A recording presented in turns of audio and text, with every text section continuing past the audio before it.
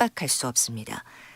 특히 연말연시 해돋이 명소로 많은 관광객이 찾는 강릉 정동진, 울산 간절곶 등의 주요 관광 명소는 폐쇄되고 관광객 접근이 제한됩니다.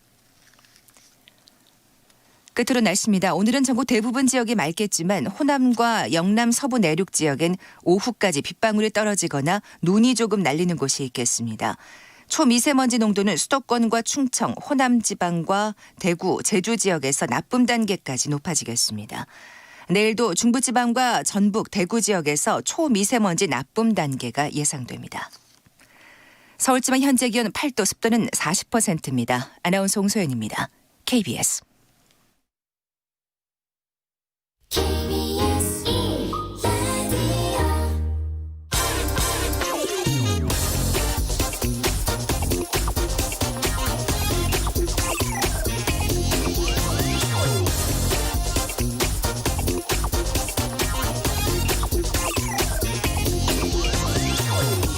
네, 사실 아무것도 아닌데 개만 조금만 신경 썼었으면 아무 일도 없는 것처럼 될 수 있었는데 국토교통부 변창흠 장관 후보자가 서울 지하철 2호선 구의역 사망사고에 대해 한 말입니다.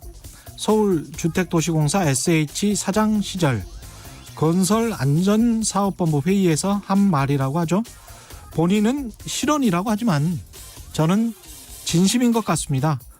변 후보자가 사장으로 있던 서울주택도시공사는 서울시 산하기관, 사망사고가 난 구의역도 서울시 관할입니다. 결국 한 젊은이의 죽음을 놓고 서울시 산하기관의 장이 서울시의 책임을 철저히 회피하는 듯한 발언을 한 것이다. 이렇게 볼 수밖에 없죠. 그래, 구의역 사고로 다시 한번 늘어난 우리 사회 구조적인 문제 뭐였나요?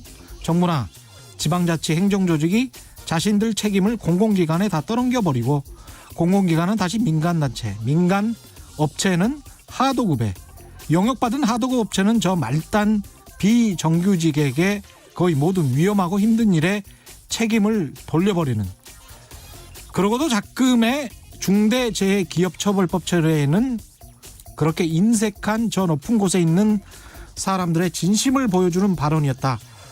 그렇게 생각하지 않을 수가 없습니다. 그래, 변 후보자가 이번 일로 낙마해서 사람들이 변창흠 후보자에게 이렇게 말한다고 하더라도 변 후보자는 할 말이 없을 겁니다. 걔만 조금만 신경 썼으면 아무 일도 일어나지 않았지. 걔가 신경 썼었어야지. 개인 당신의 잘못일 뿐이야. 네, 안녕하십니까. 세상에 이익이 되는 방송 최경영의 경제쇼 출발합니다. 저는 진실탐사 엔터테이너 최경영입니다. 유튜브 오늘도 함께 갑시다.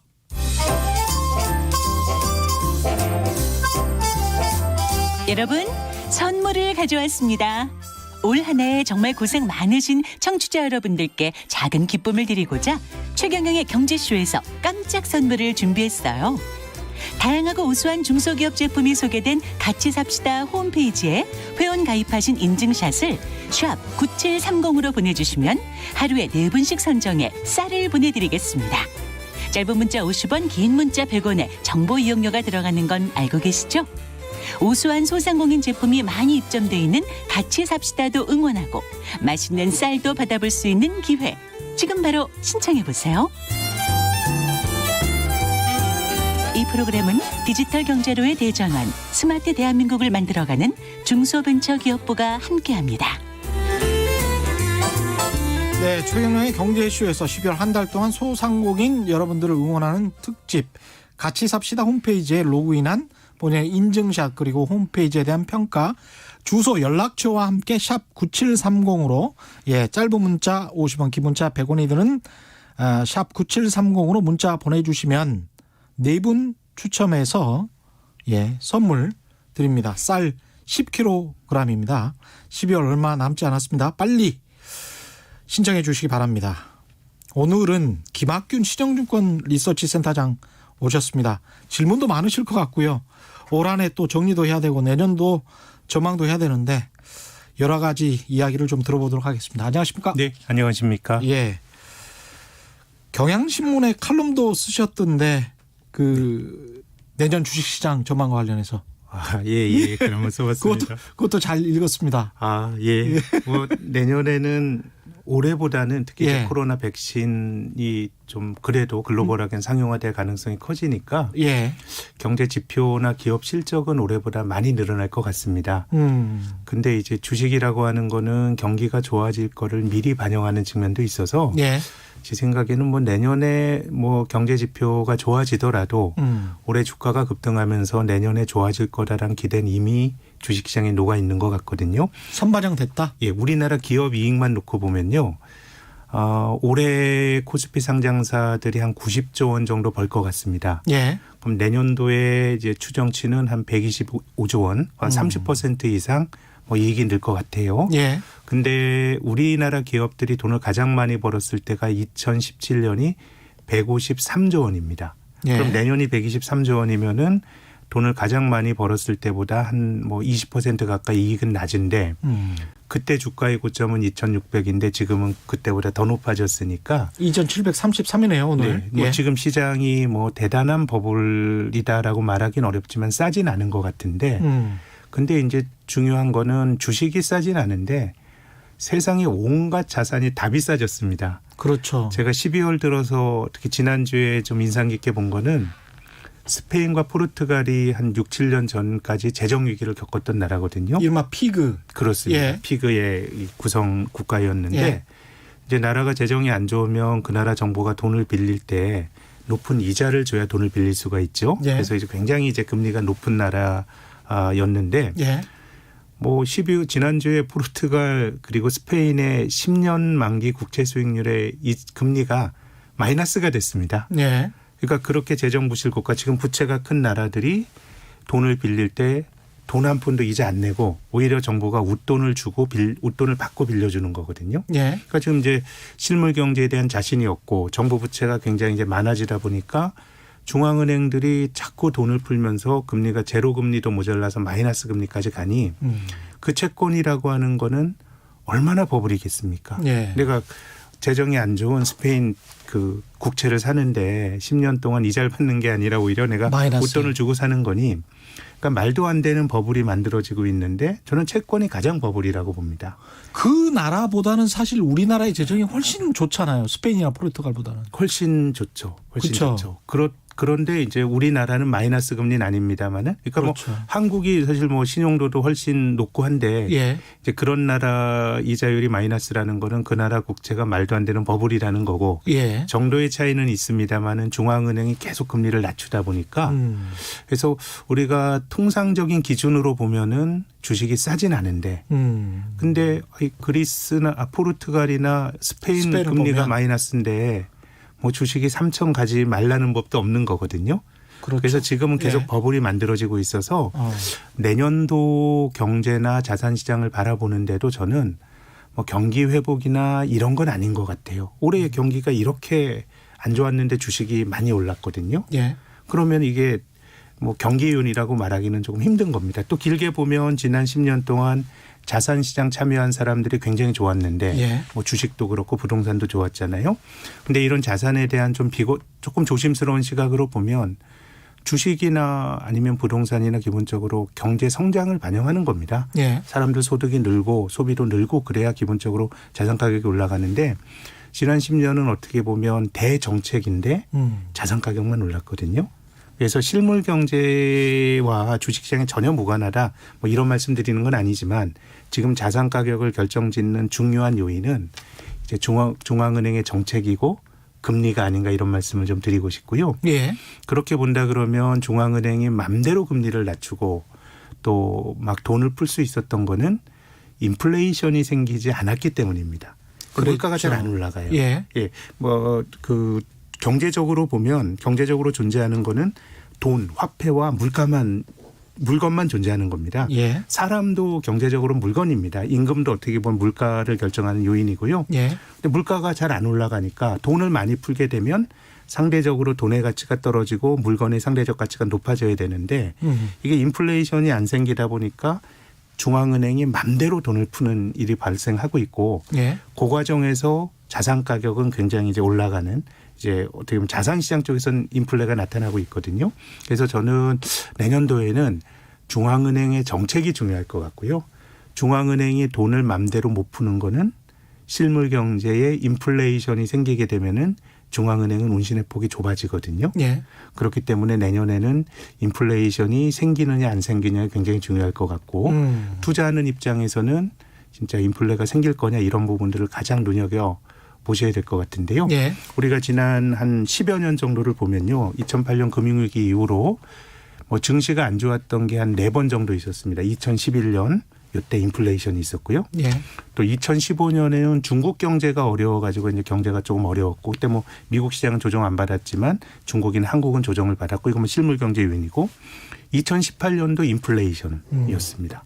그리고 올해는 뭐 코로나로 있었기 때문에 그래서 뭐 인플레이션이라고 하는 게 어떻게 보면 경제가 정상화되는 거거든요. 예. 뭐든지 올라가는 게 좋은 겁니다.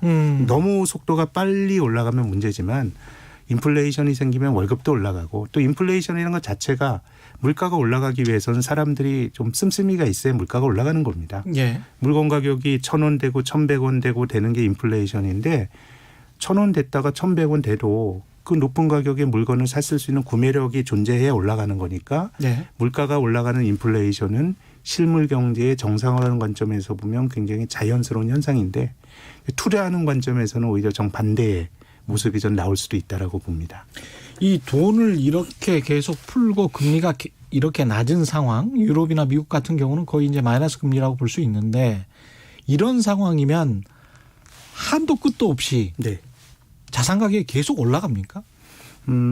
일본이나 아니면은 그 독일이나 프랑스나 예. 뭐 독일은 조금 예외이긴 합니다만은 일본이나 프랑스 같은 경우는 금리가 마이너스까지 진작에 갔거든요. 예. 경제가 활력을 잃으면서 그랬을 때 주식의 성과가 미국처럼 성장이 있었던 나라보다 좋지는 않았습니다. 아. 다만은 이제 올해 돈이 풀린 양은 너무 집중적으로 많이 풀렸기 때문에 어떤 그런 효과가 자산시장을 통해서 이제 극적으로 나타나고 있는 거고 예. 일본이나 프랑스마저도 제 생각에는 그 정도 저금리로 돈이 많이 풀리지 않았으면 주식시장이 뭐 지금보다는 훨씬 어려웠을 것 같고 예. 그래서 지금 돈이 많이 풀렸을 때 실물 경제에서 인플레이션이 안 생기는 현상에 대해서는 경제학자들이 너무도 많은 논란이 벌어지는 것 같아요. 아니, 돈을 많이 풀었는데 예. 그러면 상대적으로 물건의 가격은 올라가야 되는데 실물 경제에서는 인플레이션이 안 생기고 이게 자산 시장만 인플레이션이 생기다 보니까 경제학자들 사이에서도 굉장히 이제 논란이 많이 되는데 경제의 정상화라는 관점에서 보면 실물 경제에서 인플레이션이 생기는 게 좋은데요. 2011년이 그랬고 왜냐하면 2008년 금융위기 이후로 경제가 정상화됐고요. 2017년도 한국도 경기가 최근 10년 보면 가장 좋았던 때였습니다. 예. 그런데 그때 인플레이션이 생길 때 금리가 올라가면서 오히려 주가가 떨어져 버렸으니 그래서 이제 자산 가격을 설명한 두 가지 요인이 예. 실물 경제가 좋아질 때 주가가 올라간다. 예. 맞는 말이고요. 예. 또 금리가 낮으면 주가가 올라간다. 역시 맞는 말이지만 예. 이 두 가지의 경중을 따지면 우리 시대에는 저금리 효과가 가장 크기 때문에 아. 내년에도 인플레이션이 생기느냐가 굉장히 좀 중요한 한 해가 될 것 같습니다. 참 이게 슬프고 아이러니하기도 한 게 실물 경제가 좀 좋아져야 자영업 하시는 분들 특히 네. 이제 내수가 안 좋지 않습니까? 그렇죠. 네. 근데 그분들 입장에서는 실물 경제가 좋아져야 되는데 네. 지금 말씀하시는 거 들어보면 자산 시장에 참여한 주식이나 부동산 투자자들 같은 경우는 이 금리가 계속 유지되고 인플레이션이 일어나지 않아야 네. 본인에게 좋은 그런 상황이네요. 그렇죠. 그러니까 그런 역설이 있는 거예요. 그래서 음. 저는 주가가 올라가는 게 사회적인 부작용이 있느냐라고 보면 저는 별로 없다고 봅니다. 예. 뭐 주가 올라가는 게 무슨 부작용이 있겠어요. 근데 요즘은 조금 이제 보수적인 그 국제기구 같은 데서도 자산시장의 양극화. 어저께 예. 한국은행에서 나온 보고서도 일면 그런 보고를 담고 있었는데요. 이게 뭐 실물 경기가 좋아지면서 주가가 뭐 올라간다 그러면 이게 뭐 무슨 문제가 되겠어요? 그렇죠. 뭐 좋은 일인데 예. 또 실물 경제가 좋아지는 것보다 주가가 전 더 오를 수도 있다고 봐요. 왜냐하면 주식시장이라고 하는 거는 그 나라 국민 경제에서 가장 좋은 혁신적인 기업들이 지금 이제 거래가 되기 때문에 그런 어떤 좋은 기업들이 프리미엄을 받으면서 주가가 더 올라갈 수가 있는데 근데 지금은 실물 경제는 정체거나 올해로 보면 완전한 후퇴죠. 그렇죠. 미국을 한번 예로 들어볼까요? 지금 네. 미국 주가도 사상 최고치인데 미국이 코로나 팬데믹 이후로 없어진 일자리가 2,200만 개예요. 근데 이제 6월부터는 고용이 개선이 되면서 일자리가 한 1,200만 개 정도 생겼습니다. 예. 아직 1,000만 개 정도 일자리가 비어 있는 건데 굉장히 큰 거거든요. 그렇죠. 근데 주식은 사상 최고치를 치고 있으니 지금은 뭔가 이 실물 경제와 자산 시장의 양극화가 너무 심한 것 같고 이거는 불균형을 강화시킬 수밖에 없습니다. 저는 주식은 단돈 10,000원 가지고도 살 수 있는 주식이 있습니다. 예. 그러니까 저는 소액으로 투자할 수 있어서 주식 투자는 굉장히 전 좋은 투자의 방법이라고 생각하는데 그래도 투자는 돈이 있어야 하는 거거든요. 그렇죠. 예, 그래도. 집 사는 건 예. 돈이 많아야 되고요. 주식은 소액으로 할 수 있더라도 본질적으로 돈이 있는 사람들이 하는 게 자산시장의 게임의 규칙이거든요. 예. 그러면은 우리가 주식 투자가 대중화됐다. 뭐 미국 같은 나라는 주식 좋아하는 국민이고 또 기업에 이제 고용돼 있는 사람들도 401k나 퇴직연금을 주식시장에 많이 넣으니까 그렇죠. 주가가 올라가면 미국 경제가 좋아지는 효과가 거의 유일하게 있어요. 소비도 조금 늘어나고 예. 소위 긍정적 자산 효과가 있는데 미국도 주가가 이렇게 올라가게 되면 그래도 불평등은 커진다라고 하는 문헌조사가 있어요. 아. 그러니까 많이 하지만 예. 그래도 주식 투자 안 하는 사람들이 더 많다는 이야기예요. 그럼 실물 경제가 어느 정도 좋아지면서 주가가 이걸 반영한다 그러면은 이건 뭐 주식해서 돈 버는 사람들은 자기가 위험을 감수한 대가로 버는 게 용인이 되는데 지금은 이게 너무도 불평등이 기본적으로 자산시장에 투자할 여력이 있는 사람들만 부자가 되다 보니 예. 이제 뭐 K자형 회복이나 이런 얘기들이 굉장히 많이 나오는 것 같고요. 그래서 좀 말씀하신 지적이 정확하다고 생각하는데 실물 경제로 보면 인플레이션이 생기는 게 어떻게 보면 경기의 정상화라는 관점에서 좋죠. 좋은 겁니다. 예. 지금 뭐 물가가 올라간다 그래서 이제 물가가 제대로 올라가기 위해서는 사실은 임금이 높아져야 됩니다. 예. 임금이 높아져야 구매력이 유지가 되면서 물가가 안정적으로 올라갈 수 있는 거거든요. 예. 근데 뭐 그런 거라 그러면 어느 정도의 인플레이션은 경기의 정상화를 반영하는 건데 이제 그렇게 되면 이건 자산시장 참여하는 사람들에겐 또 이게 굉장히 안 좋기 때문에 저는 요즘처럼 자산시장과 우리 보통의 어떤 민생 예. 이런 것들이 제가 증권회사 들어와서 뭐 어느 정도 저는 주식시장이 좀 그 나라 경제의 값들이 거래가 되는 거기 때문에 프리미엄을 받을 수 있다고 보지만은 요즘처럼 이렇게 괴리가 큰 시기는 처음인 것 같습니다. 특히나 우리 기업들 같은 경우는 수출 주도형의 글로벌 기업들이 많지 않습니까? 특히 이제 코스피에 들어가 있는 기업들은 그런 기업들이 많은데 그런 기업들이 또 한국 경제를 움직이고 있습니다. 근데 이제 성장률은 사실은 또 내수가 좀 네. 따라줘야 네. 설비 투자랄지 민간 투자랄지 이런 것들이 좀 있어줘야 네. 건설도 좀 괜찮아야 네. 그래야 이제 경제 성장률은 또 올라가는데 그 둘 사이에 기업 이익은 한정없이 뭐 좋아지는 것 같고. 네. 근데 민생 경제는 말씀하신 대로 별로고 네. 이런 2021년을 맞이할 것 같아서 그러면은 경제가 좋다고 해야 되는 겁니까? 이게 나쁘다고 해야 되는 겁니까? 뭐 주식 시장은 좋고 경제는 좋다고 말하기 어렵고요.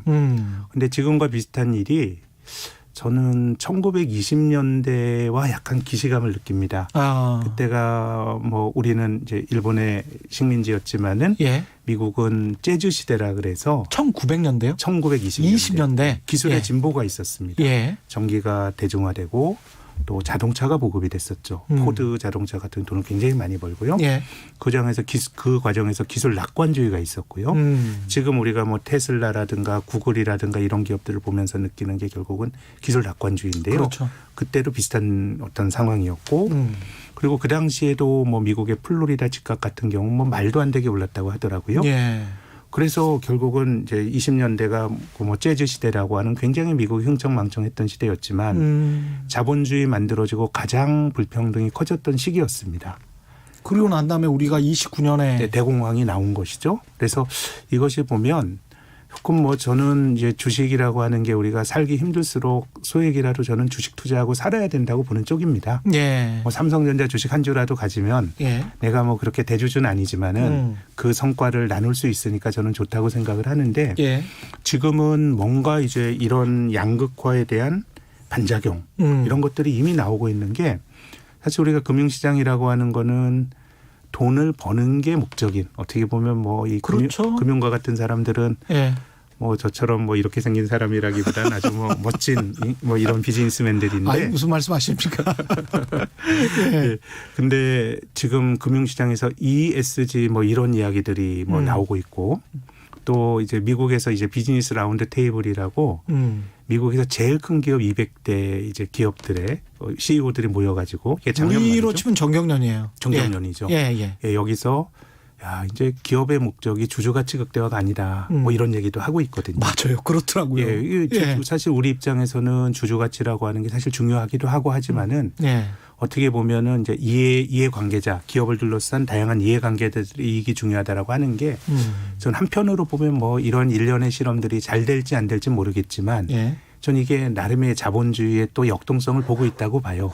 그래서 지금은 뭔가 이런 불균형의 끝이 어딜까라고 생각을 해보면 전 마지막에 걸리는 건 증세일 것 같아요. 증세. 예, 정부가 지금 쓸 때는 굉장히 많고 예. 정부가 쓸 때가 많은 것도 뭐 굉장히 진보적인 이상을 가진 정치인들이 권력을 잡아서라고 볼 수도 있지만 지난 10년은 민간에서 뭔가 경제적 자원 배분이 잘 안 됐던 것 같아요.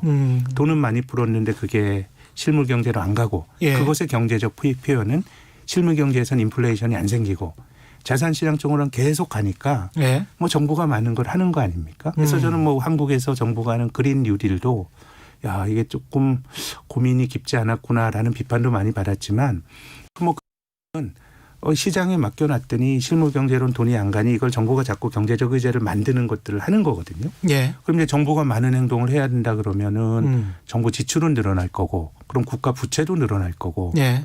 뭐 그런 상황이라 그러면은 결국은 증세를 해야 되는데 증세를 할 데가 어디겠어요. 지금 보편적 증세라고 하는 거는 지금 모두가 어려우니까 어려운 거고요. 그렇죠. 좀 자영업자가 이렇게 뭐 폐업을 많이 하는데 이거를 뭐 일반적으로 세율을 올릴 수는 없는 것이고요. 그러면은 이건 뭐 자산 소득을 가진 사람에 대한 증세고요. 예. 지금 유럽 같은 데서는 소위 플랫폼 기업 구글이나 아마존 같은데 매출의 10%뭐 과세를 한 해 안에 논란이 벌어지는 것도 지금 돈을 가져올 때가 거기밖에 없는 거예요.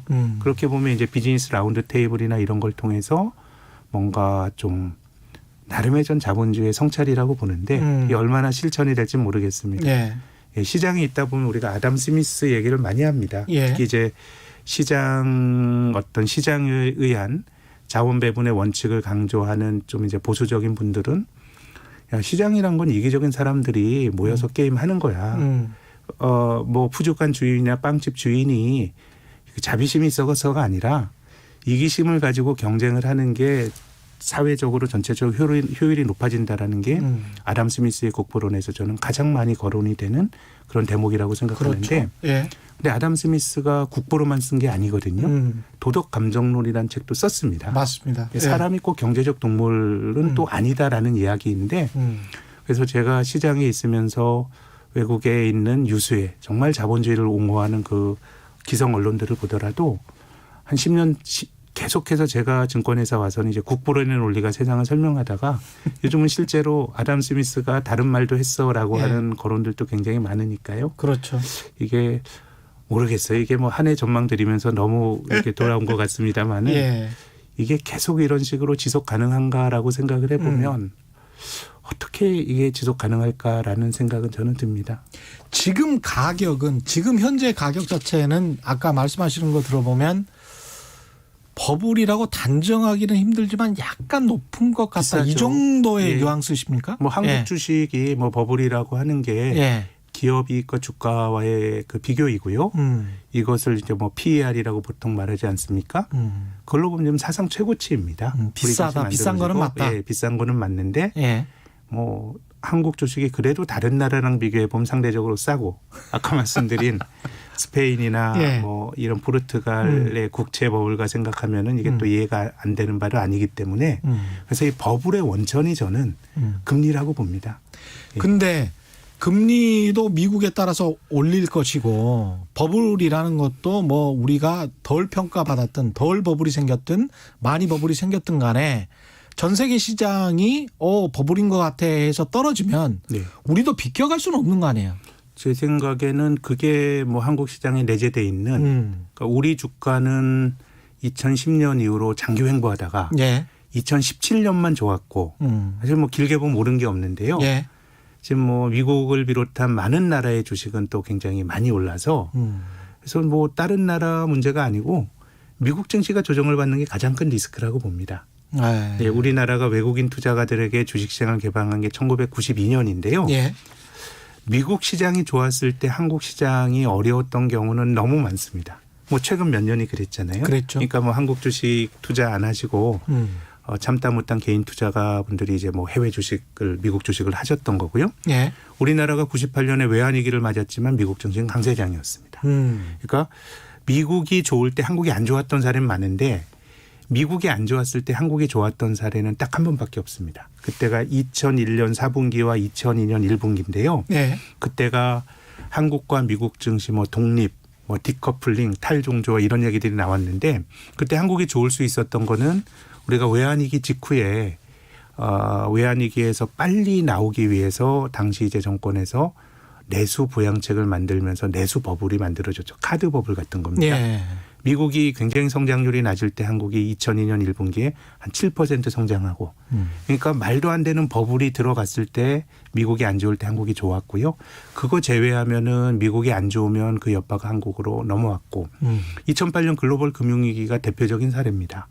그때 이제 미국이 빚내서 집을 사다가 빚을 못 갚으면서 미국에서 사건이 터졌는데 그랬죠. 우리나라 종합주가지수가 2000포인트에서 940포인트까지 소위 반토막보다 더 떨어졌는데 우리가 2008년도에 한국 경제를 회고해 보면 주가지수의 반토막을 설명할 정도로 뭐 그렇게 경제가 나쁘지 않았거든요. 그 정도는 아니었어요. 네, 이건 예. 뭐 우리나라 개방화의 결과죠. 시장을 많이 개방해 놓으니 돈과 돈이 얽혀 있고 중심부 시장에서 이제 불이 나면 그게 주변부로 번지는 형태였기 때문에 그래서 저는 이제 뭐 한국 시장보다는 많이 오른 미국 증시 같은 게 어떻게 버텨줄 거냐가 굉장히 중요해 보이고 그렇죠. 그래서 미국이 예. 조정을 받게 되면 저는 그 여파를 한국이 뭐 받을 수도 있다라고 봅니다. 그렇게 봤을 때 내년에 증시 향방은 어떤 뭐 밴드나 수치로 이야기를 하실 수 있을까요? 아니면 어떻게 보십니까? 저희들은 뭐 사실 뭐 너무 틀리기도 해서 그렇지만 뭐 주가지수 전망은 하지 않는데요. 예. 뭐 지금처럼 계속해서 뭐 저금리가 유지가 된다 그러면 혹은 마이너스 금리가 유지가 된다 그러면 시장은 쉽게 빠지지 않을 것 같습니다. 또 위쪽으로 기회를 볼 것 같은데 예. 근데 내년이라는 시기는 인플레이션이 생길 수도 있는 시기입니다. 왜냐하면 인플레이션은 물건 가격이 올라가는 건데 예. 경제활동이 정상화되면 물건 가격이 어쨌든 물건에 대한 수요가 생기면서 인플레이션이 생길 수가 있는 겁니다. 그런데 코로나 백신이 개발이 되고 하다 보면 뭐 내년도 성장률이 올해보다 개선이 될 거라고 말씀을 드렸는데 인플레이션이 생길 수가 있고요. 예. 특히 저는 미국에서 보복 소비가 굉장히 세게 나올 수도 있다고 생각합니다. 어떤 의미냐면 지금 미국 가계가 예. 물건을 살 수 있는 축적해 놓은 여력이 굉장히 많아졌습니다. 우리가 저축? 예. 저축입니다. 예. 소득에서 소비를 뺀 게 저축 아닙니까? 통상 이제 미국 가계는 한 달에 한 1,000억 불 정도가 최근 한 5, 6년 보면 저축 금액입니다. 그들이 번 거에서 소비하고 1,000억 불 정도 쌓아놓는 겁니다. 예. 그래서 연간으로 따지면은 한 1조 2천억 불에서 1조 3천억 불 정도가 예. 해마다 쌓이는 통상적인 저축인데요. 이게 1년 동안 1억 2천만 불에서 1억 4천만 불 정도가 통상적인 저축인데 올해는요 1월부터 10월까지 5억 4천만 불이 쌓여 있습니다. 이게 어떻게 가능하냐면 예. 뭐 일자리가 1,000만 개 정도 없어졌다고 말씀드렸는데 뭐 그럼 이제 소득을 잃어버린 사람들도 있지만 미국은 기본적으로 일자리를 잃은 초기에는요 그 실업수당 같은 게 굉장히 잘 나옵니다. 예. 그러니까 상당히 이제 보전이 됐고 또 미국의 경우는 그 미국도 여러 차례 현금 지원이나 이런 걸 했기 때문에요. 어쨌든 가계가 지금은 실업이 많이 늘어났지만 정부로부터 이전 소득을 많이 얻었고 또 코로나로 인해서 아무래도 다니기 힘드니까 못 쓴 겁니다. 그렇겠네요. 그래서 예. 내년에 어느 순간이 되면 굉장히 소비가 폭발할 여력이 있습니다. 그래서 내년에 이제 인플레이션이 생길 여지가 있는 건데요. 예. 그렇다고 해서 중앙은행이 금리를 올리지 못할 겁니다. 아까 뭐 미국 연방준비제도도 지금 뭐 자산 시장을 놓고 보면 이미 인플레이션이고 예. 실물 경제는 오히려 인플레이션이 아니고 물가가 안 오르거나 오히려 디플레 지향을 나타내고 있기 때문에 충분히 경제에 과열이 생기기 전까지 중앙은행이 정책 금리를 올리는 일은 없을 텐데 문제는 시장 금리가 움직일 수 있습니다. 만기가 긴 시장 금리가 인플레이션이 생기고 그럼 금리가 훅 튈 수가 있어서 예. 그래서 내년도에는 어쨌든 인플레이션은 생길 수가 있는데 그것이 시장 금리를 끌어올릴 정도로 강하게 나오느냐가 좀 중요할 것 같고 예. 그래서 저는 오히려 코로나 백신이 개발이 돼서 경제 활동이 정상화되는 시점이 오히려 고비일 수도 있다고 봐요. 오히려 예, 고비다. 우리가 살아가는 뭐 우리가 생활인의 논리로 보면 야 이제 경제 활동이 시작이 되고 정상화되는 건데 투자자의 관점에서 보면은 아까 말씀드린 급격한 인플레이션을 통해서 뭔가 장기 금리가 따라 올라갈 여지가 있기 때문에 내년엔 경제 활동이 정상화되는 시점이 오히려 조심스러운 국면이고요. 그래서 정책 측면에서도 말씀드리고 싶은 거는 내년에는 미국 정부가 너무 과하게 정책을 하면 안 될 것 같습니다. 미국 정부가 예, 왜냐하면요. 제가 2018년도 글로벌 경제가 미국 경제가 인플레이션이 생기면서 비교적 주식시장이 어려웠던 해라고 말씀드렸는데 네. 2018년 인플레이션의 저는 주범은 트럼프 대통령의 감세였다고 생각합니다. 트럼프 대통령이 2017년 말에 세금을 많이 깎아줬거든요. 예. 그때 미국 경제가 전 세계에서 제일 좋았습니다. 민간의 활력이 있는데 그걸 감세까지 해주니 2018년에 물가가 확 올라가 버리면서 금리가 많이 뛰면서 주식도 조정을 받았거든요. 예. 예, 그런 관점에서 보면 내년도에는 정책에 힘이 있지 않더라도 지금 백신만 제대로 미국 사람들이 맞아도 어쨌든 인플레가 얼마나 생길지 모르겠지만은 인플레이션이 생길 수 있는 환경인데요.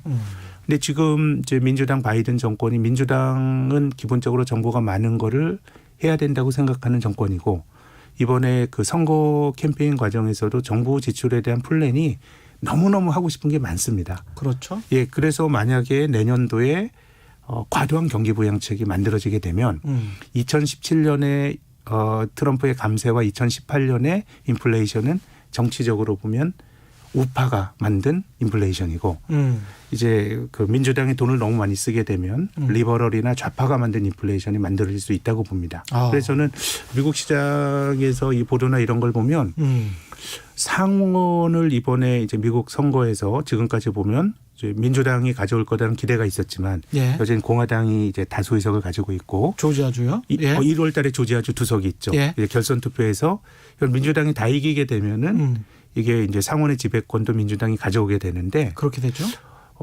저는 투자자들 입장에서는 오히려 공화당이 특히 뭐 내년 한 해만 놓고 본다 그러면은 상원까지 민주당이 가져와서 정부가 마음껏 쓴다 그러면 그렇지 않아도 지금 그 저축이 많아서 보복 소비가 나올 수 있는 형국에 저는 2018년과 같은 환경이 만들어질 수 있다라고 생각이 되고요. 야, 오히려 경기 과열을 걱정하시네요, 지금. 일시적으로는 그런 거죠. 뭐 물론 이제 뭐 구조적으로 경기가 좋아질 거야, 예. 구조적으로 인플레이션이 생길 거야라고 하는 거는 다른 차원의 문제인데, 뭐 주식이 뭐 올해 이렇게 뜀박질을 했다 그러면 예. 아주 먼 날은 모르겠습니다만 그런 일시적인 인플레이션이 생기더라도 시장이 깜짝 놀랄 수가 있고 또 지금처럼 이제 인플레이션이 안 생긴 상황에서는요. 야, 인플레이션이 생기더라도 사람들이 그렇게 반응하겠어? 라고 생각하겠지만 그런 상황이 닥치면은 헷갈립니다. 예, 우리가 글로벌 금융위기 이후로 발전된 자본주의 국가들은 그렇게 돈을 풀고 인플레이션을 만들려고 그랬지만 인플레이션이 안 생기고 오히려 디플레이션 지향으로 경제가 흘러왔지만 글로벌 금융위기 직후 경제가 정상화되는 2010년, 2011년은 실제로 인플레이션이 생겨버렸고요. 예. 또 유럽 중앙은행이 정책 실수라고 생각하는데 긴축까지 해버렸습니다. 유럽이 길게 보면은 일본의 길을 따르면서 디플레이션 리스크가 큰 경제인데 예. 이게 그 상황이 닥치게 되면 매우 좀 헷갈리는 일이거든요. 그래서 저는 내년도 시장은 앞서 말씀드린 것처럼 뭐 실물 경제가 좋아지고 뭐 이런 것들은 주가가 많이 반영이 된 것 같고 예. 또 그런 것들이 지금 자산 시장을 움직이는 어떤 본질적인 또 아주 가장 중요한 요인도 아닌 것 같고 오히려 저금리 환경이 바뀔지 여부가 굉장히 중요한데 인플레이션의 강도 또 그거를 정부가 과하게 부채질하지 않는 게 중요할 것 같고요. 또 코로나 백신 이후 벌어질 일에 대해서 좀 말씀을 드리면 사실 뭐 지금 그 미국에서 경기 부양책이 합의가 안 되는 걸 보면 이게 경제적 보수주의자들 공화당이죠. 예. 이게 정부가 경제에 개입하는 것에 대한 반감은 굉장히 큽니다. 뭐 지금 의회 선거는 사실상 공화당이 이겼고 예. 하원은 더 많이 가져왔잖아요. 또 트럼프 대통령도 7천만 표 이상 또 투표를 한 겁니다. 네. 예, 그런 점에서 보면 미국인들 사이에서도 정부가 경제에 개입하는 것에 대한 반감은 굉장히 큰데 올해 코로나가 터지면서 그런 균형이 완전히 깨져버렸습니다. 전 미국의 공화당의 시각으로 보면 이렇게 뭐 재난지원금 같은 거 주는 것도 본질적으로 좋아하진 않을 거예요. 근데 그런 보수적인 사람들도 그런 정책에 찬성할 수밖에 없었던 거는 코로나라고 하는 정말 보지도 못했던 일이 생겼으니 그 일을 한 거거든요. 예. 그럼 경제가 정상화될 때 어떤 일이 벌어질 거냐. 지금 자산시장의 뒷배는 전부 정책인데 그런 식으로 어떤 정책이 쓰여지는 것들에 대해서 경제적 보수주의자들이 찬성할 거냐에 대한 고민도 좀 필요하고요. 예. 그래서 요즘은 그런 얘기가 잘 안 나오는데 2010년도 글로벌 금융위기 직후에 미국의 상원의 공화당 의원들은요. 몇몇 사람들은 연방준비제도 해체해야 된다고 주장을 했고요. 자, 그리고 투자자 입장에서 보면 중앙은행이 얼마나 큰 일을 한 거예요. 그렇죠. 돈 풀고 하면서 경제를 정상화시켰는데 예. 그들의 입장에서 보면 이게 장기적으로 옳지 않다는 거죠. 이게 어려움을 겪으면 불황이라고 하는 것도 경제적 보수주의자의 입장에서는 이게 정당한 대가라는 거예요. 손해볼 사람 손해보고 바닥을 치고 좋아져야 된다라고 하는 게 조금 어떻게 보면 보수 원리주의자들의 생각입니다. 그냥 놔둬야 된다. 놔둬야 예. 된다라는 거죠. 그게 예. 정당하다라는 거예요. 이제 그러다 보니까 그 연방준비제도 해체를 주장하는 과격한 주장도 있었고 예. 또 다른 어떤 공화당 의원들은 연방준비제도에 대한 어떤 통제권을 의회에 많이 줘야 된다. 중앙은행가들이 정치적 독립성이라는 거를 어떤 명분으로 해서 저렇게 돈을 많이 푸는 거는 장기적으로 자본주의에 이롭지 않다라고 주장을 했거든요. 예. 근데 저는 그들의 주장도 저는 뭐 동감하진 않습니다만은 실물 경제 관점으로 보면 뭐 그들의 주장이 틀린 것도 아닌 것 같아요. 뭐 자산 가격 많이 올랐지만 예. 뭐 실물 경제 자체가 뭐 돈 풀어서 좋아진 거는 별로 없으니까요. 그런 점에서 보면 경제가 정상화됐을 때 과연 이런 식의 많은 예외적인 조치들 이것을 가장 극적으로 받아들여서 가격에 반영한 거는 자산시장의 투자자들이거든요. 예. 그럼 그런 게 과연 용인이 될 거냐. 이번에 미국 그 선거의 결과가 과연 그 정부와 중앙은행의 중앙은행은 논점은 아니니까 정부의 경제 개입이 필요하다라는 게 과연 전 국민적으로 이게 뭐 압도적인 그 추인을 받은 건 아니기 때문에요. 그래서 내년도는 인플레이션이라는 게 저는 경제의 정상화로 해석하는데 그런 과정에서 어떤 정책 또 예기치 않은 금리 상승 만약에 이제 주가가 조정을 받는다 그러면은 그런 것들이 하나의 트리거가 될 거다라고 생각합니다. 인플레이션이 올 경우에 어떤 상황이면 그나마 그래도 좀 낫고 그러니까 부채가 좀 없어야 되는 겁니까? 인플레이션은 부채가 많을 때 인플레이션이 필요합니다. 예. 인플레이션은 물건의 가치가 올라간다는 얘기니까 뒤집어서 말하면 돈의 가치가 떨어지는 거거든요. 예. 그래서 지금 전 세계가 인플레이션을 만들려고 노력하는 이유도 예. 많은 나라의 정부가 부채가 많습니다. 부채는 돈으로 갚아야 되는 거잖아요. 그렇죠. 그래서 돈의 가치가 떨어지는 인플레이션이 만들어지게 되면 이건 어떻게 보면은 부채의 실질 상환 부담을 이제 낮출 수가 있기 때문에 많은 나라의 정부들이 글로벌 금융위기 이후로 인플레이션을 만들려고 노력을 했는데 예. 근데 인플레이션이 잘 안 생겼죠. 그럼 구조적으로 보면 그렇죠. 실업의 문제가 예. 고령화의 문제가 있을 테고요. 예. 또 중국이 세계화 어쨌든 뭐 인건비가 높아지긴 했습니다마는 중국이 굉장히 싼 가격에 물건을 만들어낸 것도 있을 테고요. 또 뭐 우리나라만 해도 접목을 느낍니다마는 전 세계적인 노동조합의 교섭력 약화, 예. 임금이 잘 안 올라가는 거예요. 예. 이런 것들이 구조적으로 인플레이션이 안 생기는 요인을 설명하는 하나의 뭐 여러 가지 논거들인데요. 네, 그래서 전체적으로 보면은 구조적인 인플레이션이 생길 거냐에 대해서는 동의하지 않는 사람들이 많은 것 같고, 예. 다만 저도 뭐 그런 생각 갖고 있습니다마는 내년 한 해만 놓고 본다 그러면 인플레이션이라고 하는 게 2011년, 2018년 케이스처럼 정상화되는 과정에서 나타날 수 있는 게 오히려 투자자들에게는 좀 위험 요인이 될 수도 있다고 봅니다. 위험 요인이라는 것은 인플레이션이 시그널이 확실히 보일 때 네. 그때 가지고 있어야 할 어떤 포트폴리오라고 할까요? 네. 자산 구성은 어떻게 돼야 됩니까? 뭐 아무래도 금이 좀 좋을 것 같습니다. 예, 금은 인플레이션의 뭐 해치 수단이다라고 얘기를 하는데요. 예. 최근에 또 금이 뭐 모든 자산 가격이 올랐습니다마는 지난 몇 달 동안은 금이 좀 조정을 받았거든요. 예. 그래서 온스당 1,800불 밑까지 떨어졌다가 최근에 한 100불 정도 올라와서 한 1,900불 언저리까지 갔는데 인플레이션이 생긴다 그러면 금리가 올라가게 되면 제 생각에는 주식 쪽은 많이 오른 주식은 좀 조정을 받을 것 같고 예.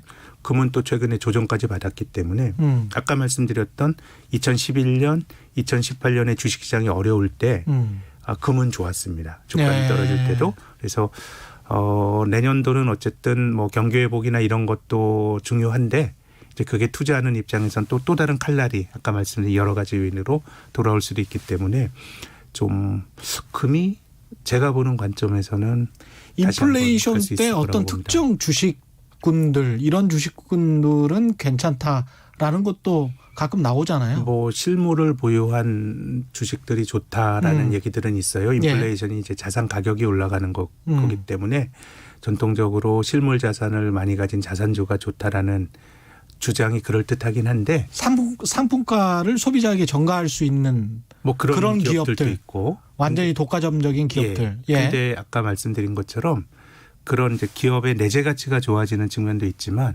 지금의 주식 가격은 뭐 그런 것까지 반영해서 이미 비싸요. 그러니까 그건 인플레이션이 있을 때도 그렇지만 다 반영돼 있다. 예, 그래서 주식의 경우는 우리가 네. 금리가 올라가게 되면은 조금 뭐 스타일과 상관없이 조금 뭐 어려울 수 있을 것 같고 다만 뭐 이제 보험사나 이런 건 좀 좋을 수 있겠네요.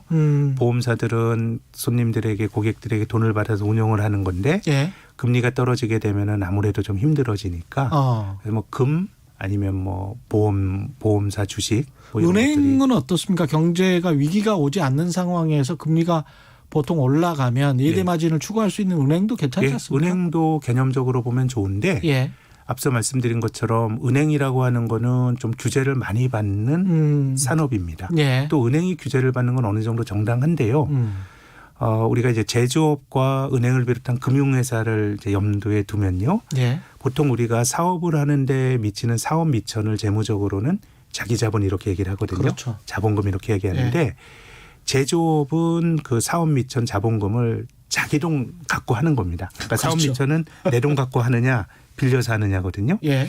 제가 숫자가 정확한지 모르겠는데 우리나라 상장 제조업체들의 자기 자본은 한 1,600조 원 정도 되는 것 같고 부채는 한 1,900조 원 정도 되는 것 같습니다. 예. 그러니까 내 돈 주주돈 1,600조 원 예. 그리고 빌린 돈 1,600조 원 가지고 예. 합쳐서 사업을 하는 거거든요. 예. 거의 규모가 비슷하죠. 근데 우리나라 제조업체는 그 금융회사들은 자기 자본은 한 200조 원. 예. 부채는 한 1,000조 원이 넘을 거예요. 보험회사가 자기 돈 가지고 사업하는 게 아니잖아요. 그러네요. 손님들 돈 가지고 하는 예. 거다 보니까 예. 이거는 규제를 많이 받을 수밖에 없습니다. 음. 그래서 지금 정부 입장에서는 뭐 코로나나 여러 가지 지원이나 이런 게 있는데 은행이 주주들에게 배당 주는 것도 사실은 조금 껄끄럽게 보는 거죠. 그래서 우리나라에서도 금융감독기관이 은행주들 배당하는 거 좀 자제해야 된다. 그렇죠. 주주들 돌려주는 예. 것보다 은행이 돈을 가지고 있어서 필요할 때 써야 된다는 생각인 거고. 그런 말 했었죠. 예. 예, 뭐 최근에 벌어진 일이고 코로나 팬데믹 국면에서도 금년 봄에 유럽에서도 은행의 배당 자제 권고 같은 거 있었거든요. 예. 그렇게 본다 그러면 은행도 금리가 조금 올라가면 뭐 예대 마진이 개선되는 건 맞는데 조금 규제 리스크가 지금처럼 정부가 많은 걸 해야 되는 상황에서는 규제 리스크가 있어서 예. 다른 금융업종보다 그렇게 많이 오르기는 힘들 걸로 봅니다. 예. 질문이나 문자가 좀 와 있는데요. 9348님 수신료 내는 보람이 있네요. 감사합니다. 가려운 거 긁어주는 듯한 훌륭한 강의를 듣는 느낌. 감사합니다. 6787님 저는 남편 몰래 왜 몰래 하셨어요? 그냥 떳떳이 하시지. 예, 남편 몰래 주식을 조금 샀는데 사고 나니까 계속 내려가고 있어요. 그냥 묻어둬야 하는지 손절해야 하는지 떨어지니까 마음이 불안합니다. 종목을 모르니까 뭐 답을 해드릴 수도 없고. 참 힘든데요. 근데 예. 제가 그 질문에 대한 답은 아닌데요. 예. 제가 앞서서 이제 주식시장이라고 하는 거는 가장 혁신적인 그날의 혁신적인 기업들의 거래가 되는 거니까 예. 우리가 느끼는 최강 경기보다는 좋다라고 말씀을 드렸는데 우리나라 주식시장에서 거래가 되는 종목이 코스닥과 코스피를 합치면 2,000개 정도 되거든요. 예. 근데 상대적으로 괜찮은 기업들이 상장이 되지만 지금과 같은 저금리 하에서도 영업이익으로 이자를 못 내는 기업이 전체 상장 제조업체 한 40% 정도가 되고요. 예. 그러니까 뭐 내년에 뭐 기업이익이 늘어나고 이게 다 윗단에 있는 기업들의 이야기고요. 그리고 또 우리나라 이제 종합주가지수라는 것 자체가 시가총액식으로 산정이 되니까 상장에서 거래되는 종목은 800개지만 예. 그 800개 종목이 종합주가지수에 동일한 가중치로 영향 주는 게 아니고요. 삼성전자 한 종목이 20%가 넘고 그렇죠. 우리나라를 대표하는 100개 종목이 전체 코스피의 83%를 설명합니다. 그러니까 우리나라 종합주가지수라는 건 윗단에 100개만 잘 나가면 뒤에 한 500개가 아무리 어려워도 주가지수는 이제 오를 수 있는 구조인데 올해 주식시장에 뭐 주가로만 놓고 보면 이렇게 뭐 주가 양극화가 컸다라고 말하기는 어렵지만 이제 주가가 많이 올라서 앞으로 보면 기업의 펀더멘탈이나 이런 것도 어느 정도 장기적인 주가에 당연히 영향을 줄 텐데 예. 어떻게 보면 이게 올해 주식시장이 좋았지만은 이 온기가 온목으로 많이 퍼졌다고 말하기는 힘듭니다. 그럼요. 투자하는 입장에서는 또 냉정하게 보면 또 지뢰밭이 있는 겁니다. 예. 최종욱 님은 지금 풀린 돈의 비중을 몇 해 전과 비교해 보면 주가는 버블이란 생각이 안 듭니다. 그만큼 돈의 값어치가 떨어졌으니 당연히 자산시장 중 주식이 오르는 것이 당연하다고 봅니다. 이렇게 지금 생각하시고 계속 투자하시는 분들도 네, 많고. 사실 제 말씀도 그 말씀인데 예. 근데 이제 풀린 돈이 이 중앙은행이 돈을 풀었을 때는 주가가 올라가는 거에 대해서 중앙은행이 반대할 리는 없지만 그 돈이 이렇게 자산시장으로만 돌 거라고 생각도 못했을 테고 좀 이제 실물 경제와 자산시장에 좀 불일치는 있는 것 같고 그렇기 때문에 어떻게 보면 우리가 투자하고 살아야 되는 이유가 될 수도 있을 거예요. 예. 어쨌든 뭐 되는 쪽으로 우리가 기회를 보는 거는 현명한 선택인데 생존이나 방어적 투자일 수도 있습니다. 이게 어떻게 보면. 뭐 그렇죠. 예. 예, 어떻게 보면 뭐 이런 거죠. 제가 뭐 네이버나 삼성전자 같은 기업에 뭐 나이 50 넘어서 취직도 못할 테고 그런 훌륭한 기업을 창업하지도 못할 텐데 예. 뭐 주식을 산다라는 거는 그 성과를 나누는 거니까요. 그렇죠. 저는 뭐 나름 좋은 거긴 한데 예. 앞서 말씀드린 것처럼 이게 너무 요즘 저는 불균형이 심한 것 같아서 언제까지 주주들만 계속해서 이렇게 좋은 세상이 지속 가능할 거냐라는 걱정이 좀 들고요. 제가 장기적으로 증세를 말씀드렸는데 한국이 뭐 부동산 과세는 너무 논란이 많지만 예. 어쨌든 자산 소득에 대해서 과세 움직임 계속 있는 거고요. 주식도 우리가 주식으로 돈 번 거 그 돈 안 내다가 2023년부터 양도차익 과세를 또 하거든요. 하겠죠. 큰 예. 방향이 전 이런 쪽이라고 봐요. 아. 그래서 지금은 여유가 있는 쪽에 대해서는 증세 뭐 칼날이라고 하면 맞을지 모르겠지만 칼날이 오는데 지금 뭐 잘 나가는 팡이란 기업들도 그런 규제를 좀 받고 있다고 생각이 되고 예. 장기적으로 보면 저는 이런 상황이 계속이 된다 그러면 투자자들에게 저는 뭐 내년의 리스크는 인플레이션이라고 말씀드리고 싶고 보다 장기적인 리스크는 저는 증세 리스크라고 생각합니다. 증세 리스크다. 5757님 이렇게 괴리가 큰데 주식장이 한번 하락이 오면 엄청난 대하락이 나올까요? 장이 많이 불안한 시그널이 계속 나오고 네, 있었어요. 참 근데 예. 저도 뭐 시장이 보면 이게 과하게 오른 것 같은데 뭐 그러면서 10년이 온 거거든요. 그래서 저는 뭐 투자라고 하는 거는 예. 올라갈수록 우리가 엄격하게 조금 더 조심스러운 기준으로 보는 게 맞다고 봐요. 많이 오르면 조정도 크게 오는 것도 공감하는데 예. 근데 이제 이것이 깨지는 거는 제 생각에는 뭔가 금리를 통제하지 못할 때 중앙은행이 통제하면서 솜씨 있게 왔는데 예. 그런 일이 벌어졌을 때 자산시장이 한번 세게 조정을 받을 것 같고 인플레이션이 과다할 네. 때 2018년에 제가 제 인플레이션 때문에 어려움을 겪었다고 말씀드렸는데 예.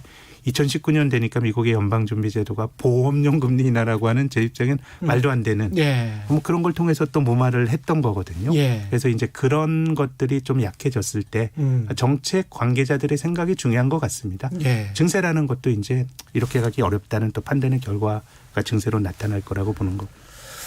알겠습니다. 오늘 말씀 감사하고요. 지금까지 신영증권 김학균 리서치 센터장과 함께했습니다. 고맙습니다. 예, 감사합니다. 예, 오늘 5분께 쌀 선물 드립니다. 6430님, 7599님, 9818님, 2135님, 7903님입니다. 축하드리고요. 오늘 밤 10시에 유튜브로 최경량의 이슈 오도독 업로드 됩니다. 여론조사, 지지율, 뭐 여러 가지 이야기 나올 것 같습니다. 박시영, 이강윤 두 여론조사 전문가 나옵니다. 오늘 밤 10시 최경령의 이슈 오도독이 있고요. 저는 KBS 최경령 기자였습니다. 지금까지 세상에 이익이 되는 방송 최경령의 경제쇼였습니다. 고맙습니다.